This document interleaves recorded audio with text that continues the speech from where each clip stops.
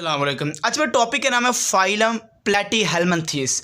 बहुत आसान और सिंपल सा टॉपिक है। ये हमारा आगे वाला फाइलम है। पहले हमने नाइडेरिया पढ़ा, उससे पहले हमने पोरीफेरा को स्टडी किया है। प्लैटीहेल्मिन्थेस इंट्रोडक्शन क्लास अगर बताता हूँ, चलो इन सब को फ्लैट वर्म्स का नाम दिया जाता है। साइज़ क्लास से जितने प्लैटीहेल्मिन्थेस के मेंबर है फ्यू मिलीमीटर से लेकर मीटर तक आपको ये लंबे नज़र आते हैं। जैसे कि 10 मिलीमीटर का साइज़ जो प्लेन एरिया है इसका आपको नज़र आता है।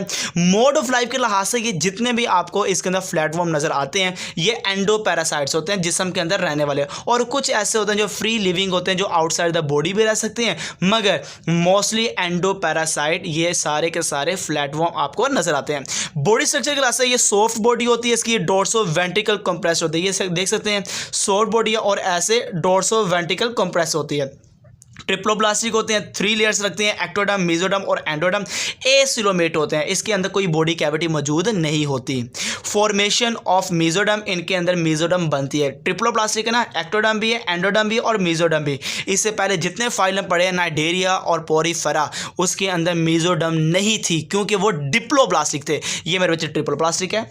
इनकी जो सिमेट्री ये बाइलेटरल है। आप देख सकते हैं, आप इसको ऐसे कट लगाएंगे तो मिरर इमेज आएगा। ये वाला साइड और ये वाली साइड दोनों सेम होगी। अगर यहाँ से कट लगाएंगे तो ऊपर वाली नीचे वाली जो साइड है वो सेम नहीं होती।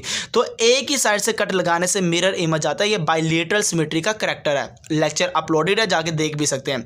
ये अनसेगमेंटेड होते हैं, इसकी बॉडी के अंदर कोई सेगमेंट मौजूद नहीं होता।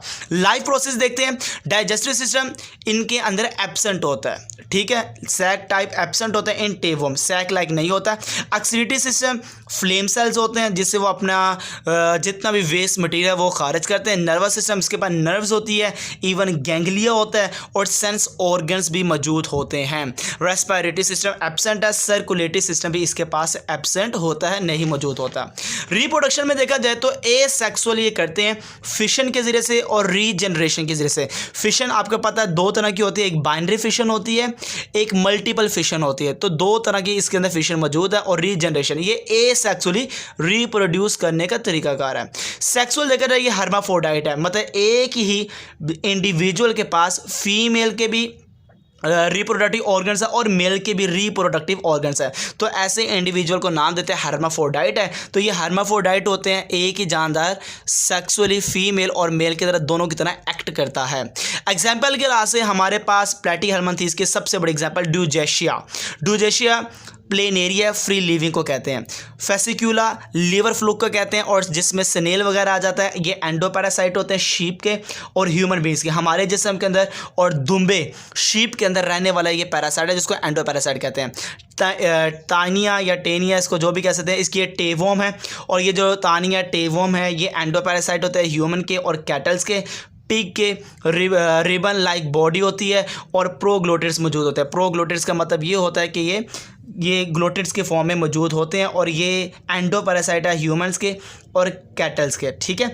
और पिग रिबन लाइक बॉडी होती है, रिबन की तरह इसकी स्ट्रक्चर होता है। रिबन मतलब कि इस तरह सा इसका स्ट्रक्चर होता है रिबन लाइक।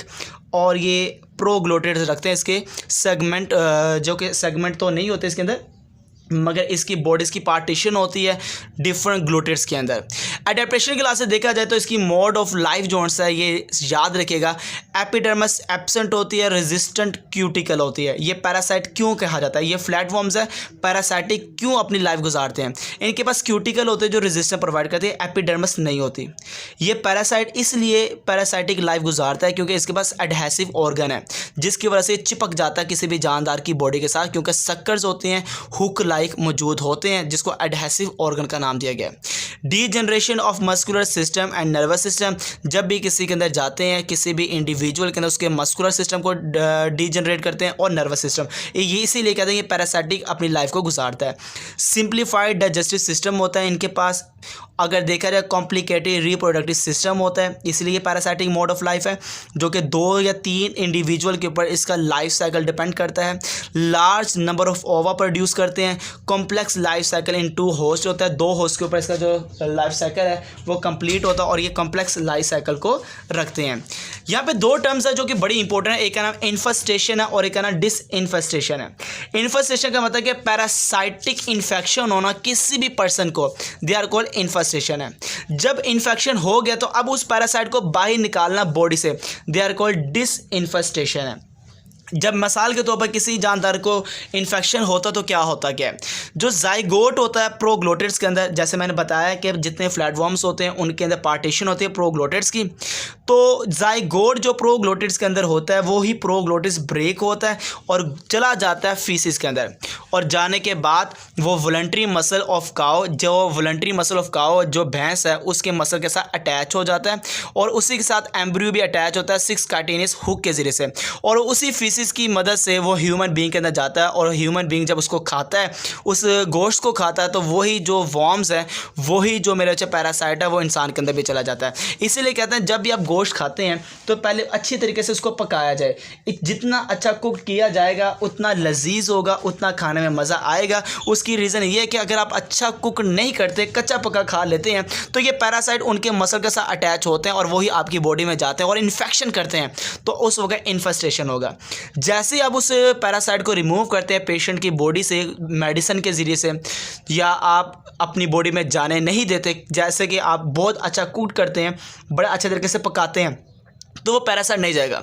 जैसे वो रिमूव होगा तो आपको पता है पैरासाइट का काम होता है ब्लड को चूस लेना, इसका काम ब्लड को चूस लेना, जिससे अनीमा जैसी बीमारी होती है आपकी बॉडी के अंदर, जिसमें खून की कमी हो जाती है। तो ये था एक फाइलम जिसका नाम था प्लैटीहेल्मिन्थेस। बहुत आसान सा टॉपिक था जो कि आपके सामने मैंने रखा है। ओके बेटा, अल्लाह हाफिज़।